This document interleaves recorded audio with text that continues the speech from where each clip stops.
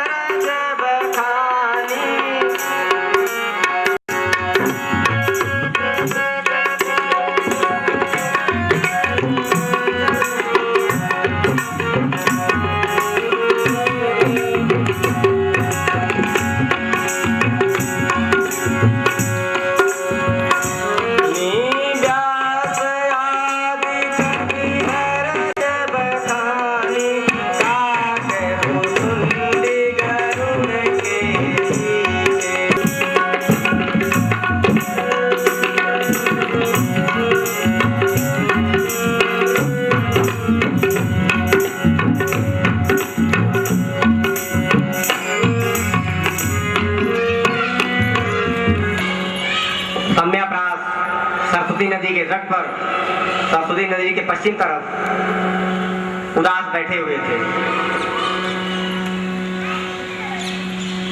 जब आपके अंदर यानी जो आप करना चाहते हैं अपने जीवन में वही करेंगे,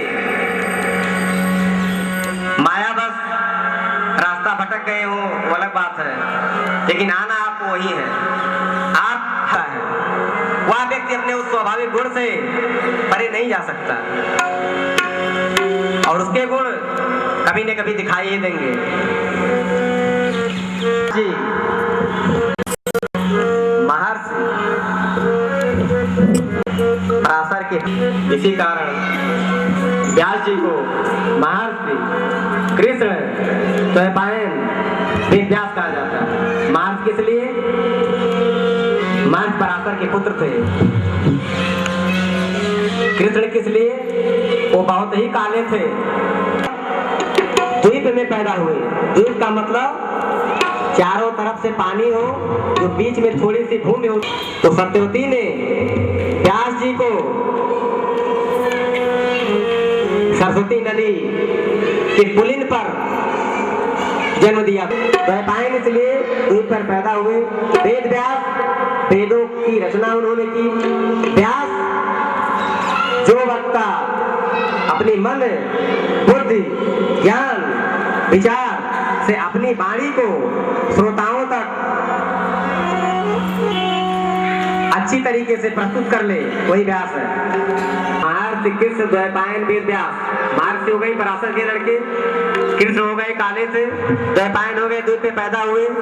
वेद व्यास वेदों के जानने वाले। व्यास जो अपनी बात, उसका सीधा सा संदेश है कि हर व्यक्ति को अपने जीवन में ऐसा कार्य करना चाहिए सुंदर बना दे कि उसके अपने मूल नाम की जरूरत ही ना पड़े। जो व्यक्ति वैसा ही लग रहा है। हमको अपने क्रियमाण को इतने अच्छी तरीके से प्रस्तुत करना चाहिए, जैसे जयशंकर प्रसाद ने कामायनी में लिखा है, खुदी को कर बुलंद इतना, खुदी को कर बुलंद इतना कि हर तकदीर से पहले